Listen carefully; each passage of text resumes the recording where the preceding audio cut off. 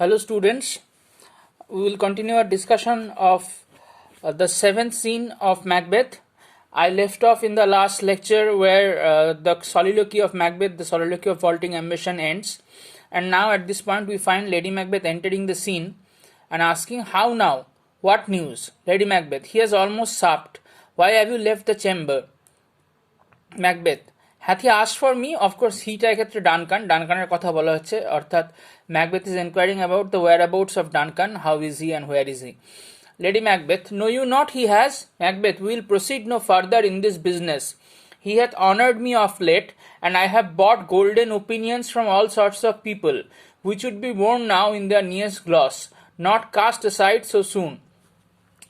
So, at this point, it seems that Macbeth is unwilling to go forward with the plan of murder that Lady Macbeth has hatched, and he says that Duncan has honored him of late, recently, and have brought golden opinions for all sorts of people. So the honor is being talked about, the new honors that have been conferred upon Macbeth upon his valorous deeds on the battlefield. So he is at this point seems unwilling to commit the murder.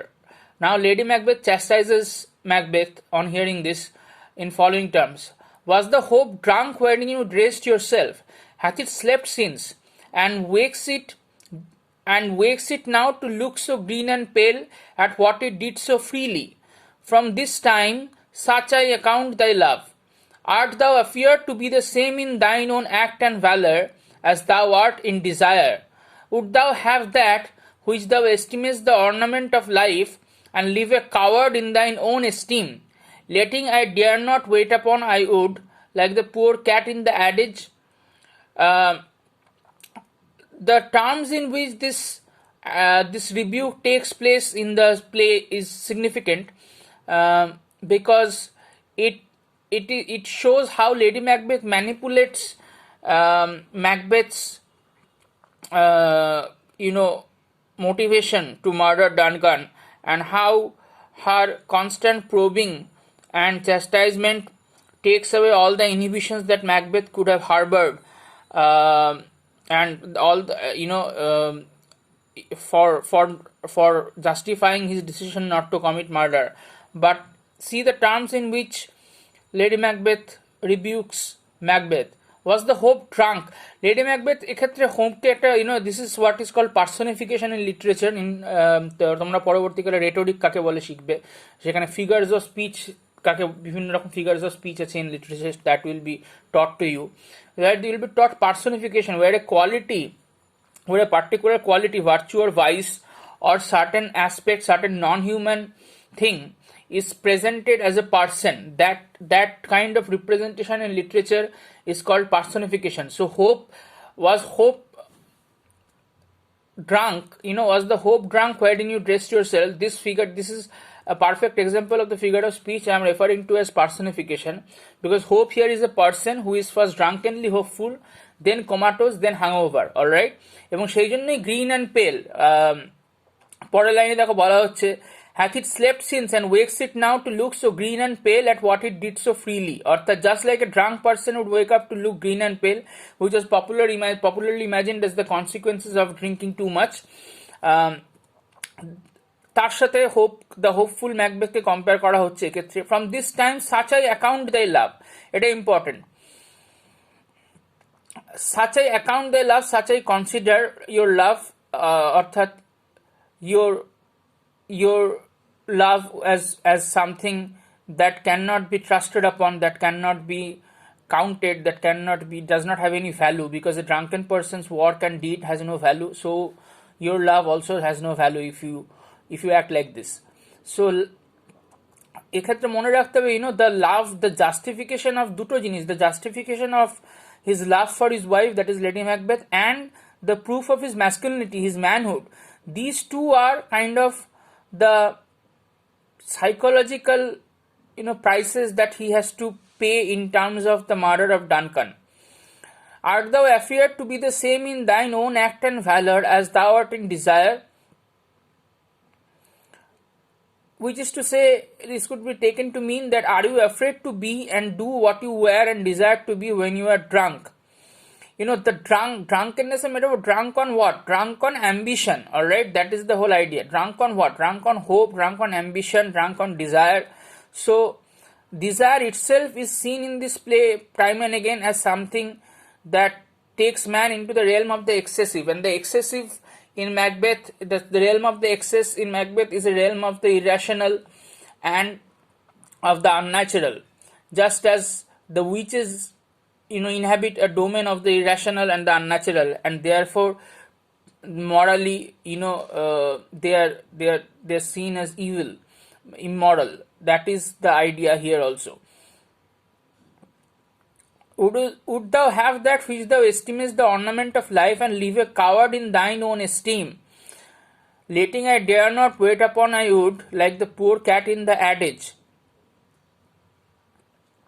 Which is to say, cat in the adage, a proverbial saying ta keno use kora hocche, the adage is the cat would eat fish but she will not wet her feet.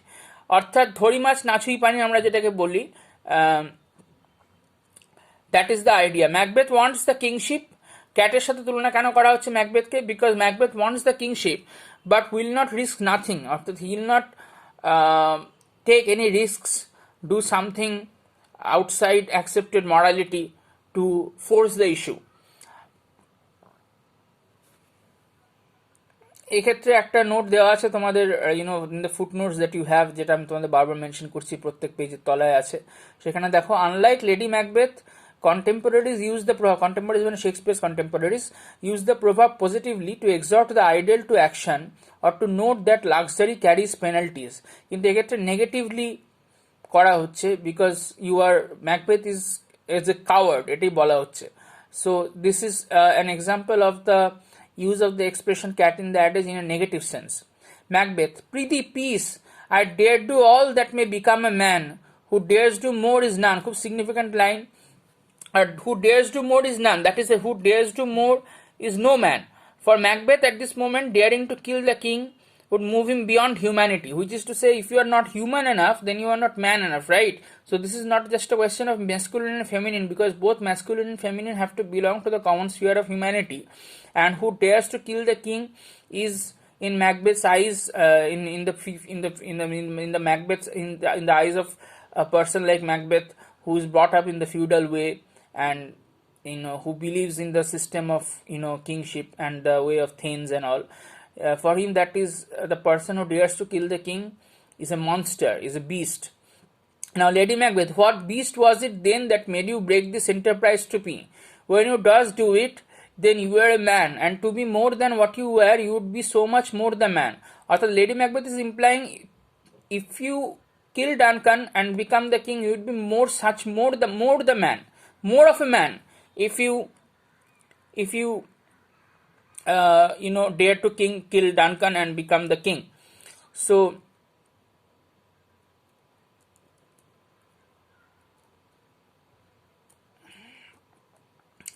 not time nor place did then adhere, and yet you would make both. They have made themselves, and that their fitness now does unmake you.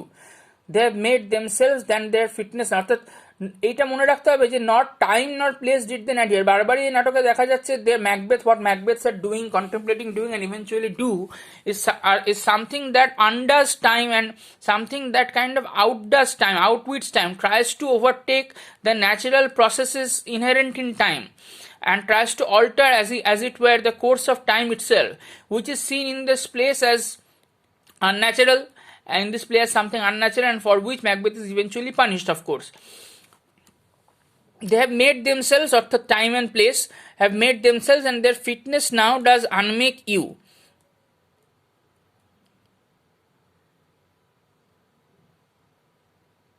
অর্থাৎ now time and place is appropriate, apt. It is an opportune moment for murdering Duncan. But if you do not do it, then that unmakes you, then that defeats your purpose, defeats your ambition as a man. That is the idea. I have given suck and know how tender it is to love the babe that milks me.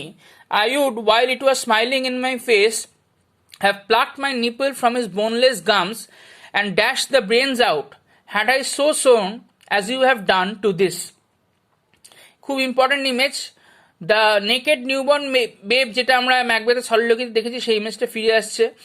R milk of human কাইন্ডনেসের যে reference আমরা act 1 scene 5 পেয়েছিলাম lady ম্যাকবেথের স্পিচে, সেটাও ফিরে আসছে। Lady Macbeth gives us a violent shocking image of a mother weaning her baby off her breast and throwing the baby against a wall or something solid and dashing the brains out, so killing all last vestiges of kindness and compassion and all the softer qualities of being human in oneself. Had I so sown as you have done to this, অর্থাৎ lady Macbeth বলছে, if I had sown to commit the action that you have committed, I would have killed my baby, even though I know how tender it is to love the babe that milks me. Macbeth now asks, if we should fail, Lady Macbeth, we fail, but screw your courage to the sticking place and we will not fail. Which is to say, screw your courage to the sticking place means tighten, make taut your courage to the limit. Test your courage to the limit, stretch your courage to the limit.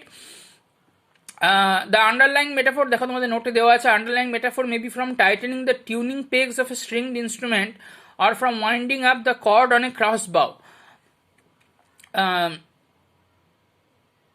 The sticking place may also be the place at which a moral individual hesitates or the place beyond which a moral individual refuses to go, or a stab wound.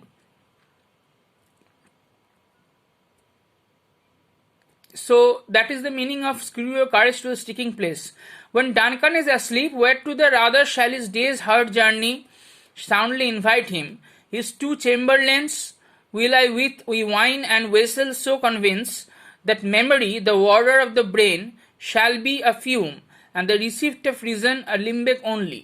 When in swinish sleep the drenched nature lies as in a death, what cannot you and I perform upon the unguarded Duncan? What not put upon his spongy officers, who shall bear the guilt of a great quell? Which is to say, Lady Macbeth is here laying out the plan of murdering Duncan. How she's, excuse me, hello. So Lady Macbeth is laying out the plan of how Duncan will be murdered, and on hearing upon the devilish plan, Macbeth is horrified, and in strange horror he utters, bring forth men children only, for thy undaunted metal should compose nothing but males. Will it not be received when you have marked? আচ্ছা, তার আগে proceed করার আগে এইটাই, bring forth male children only is very significant. কেন?